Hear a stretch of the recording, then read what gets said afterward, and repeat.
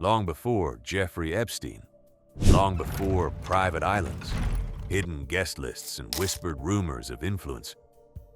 London already had places where power gathered behind closed doors, places hidden in plain sight. Private clubs, secretive societies, and elite circles where politicians, aristocrats, financiers, and kings moved far away from public scrutiny. But here's the real question. Were these simply exclusive social clubs, or something far more powerful? To understand the hidden world of London's elite, we need to go back. The city of power. London has always been a city of power, but not all power lived inside Parliament.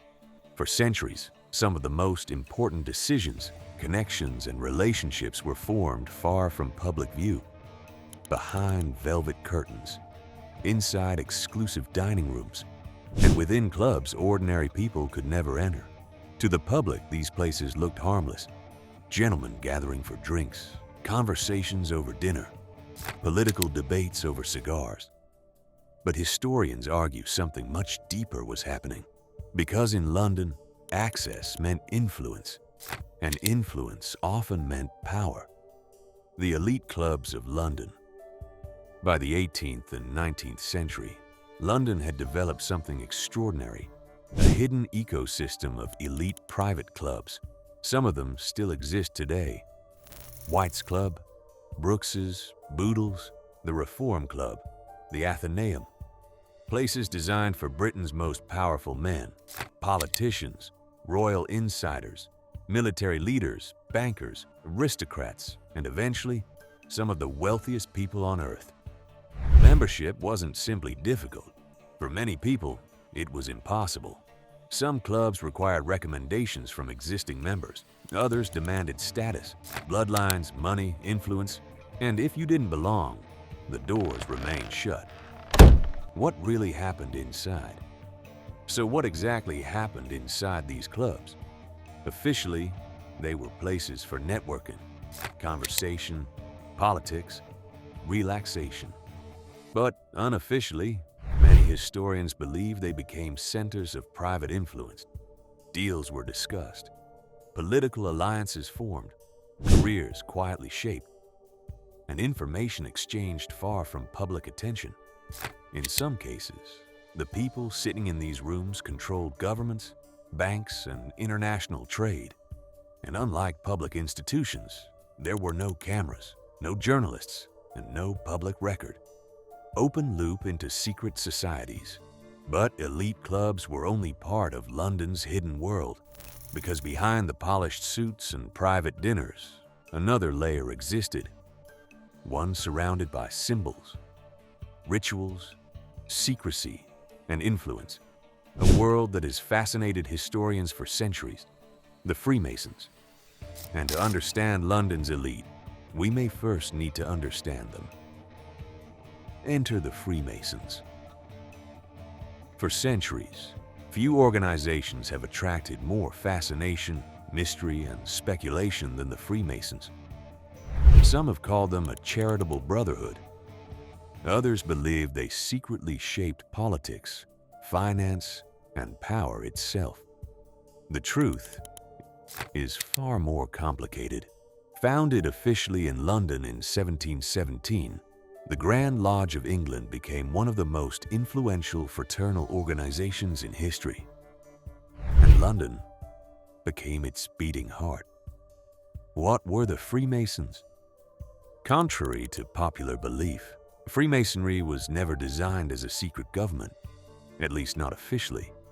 Instead, it operated as an exclusive network, a private fraternity built on trust, symbolism, and shared values.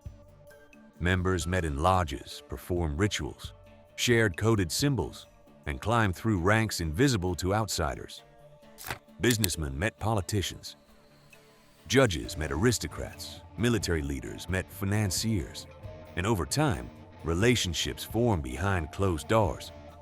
Relationships that often extended far beyond the lodge itself. The myth versus reality. Of course, this is where history becomes difficult to separate from myth. Over the years, Freemasons have been linked to nearly everything imaginable. Governments, wars, royal influence, even global conspiracies. But historians generally agree on something far more realistic. The real influence of organizations like this often wasn't direct control. It was proximity, connections, access, and perhaps most importantly, trust. London's closed networks.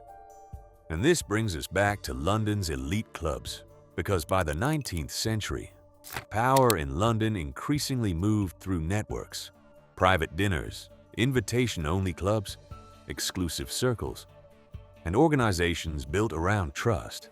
The same names appeared repeatedly. Politicians, aristocrats, industrialists, bankers. The powerful rarely operated alone. Instead, they operated through relationships, and relationships often grew strongest in private. The private world of elite access. To most ordinary Londoners, this world remained invisible. No invitations, no membership, no access. You could walk past these buildings every day and never understand what happened inside. And perhaps that was the point, because exclusivity itself created power. When access becomes limited, influence becomes valuable. And when powerful people meet privately, questions inevitably follow. The historical parallel. Epstein transition. And this is where the comparison to Jeffrey Epstein becomes interesting. Not because history repeats itself exactly, and not because elite clubs and criminal networks are the same thing. They are not. But because history often reveals familiar structures, private spaces, exclusive access, powerful people meeting outside public scrutiny, relationships built through influence, and environments where ordinary rules begin to feel distant. Different centuries, different worlds, yet strangely familiar patterns.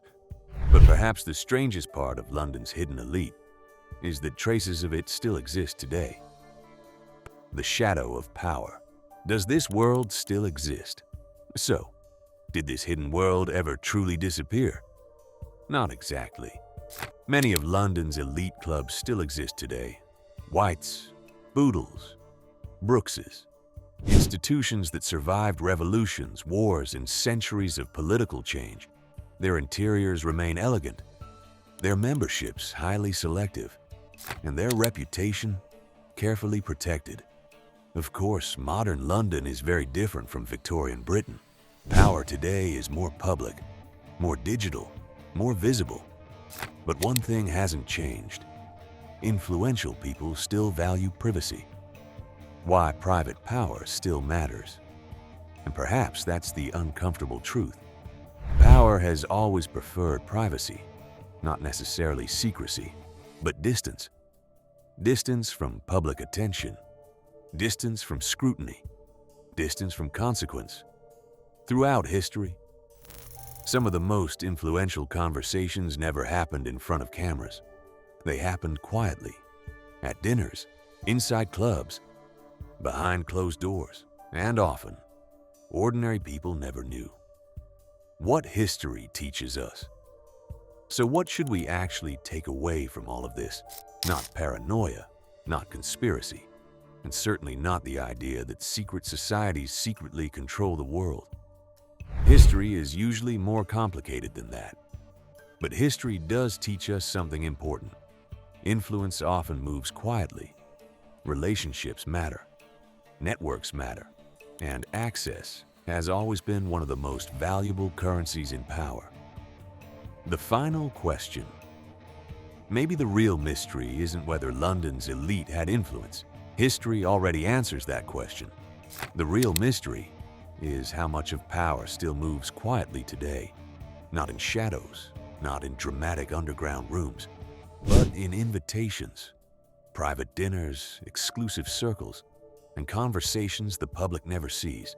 Because power rarely announces itself. Sometimes, it simply gathers quietly. London has always been a city of secrets, some buried in tunnels beneath its streets, others hidden behind polished doors, and some hidden in plain sight. The deeper you look into history, the stranger it becomes, because history rarely disappears. It simply changes its shape. And in London, history rarely disappears. It simply waits beneath the surface,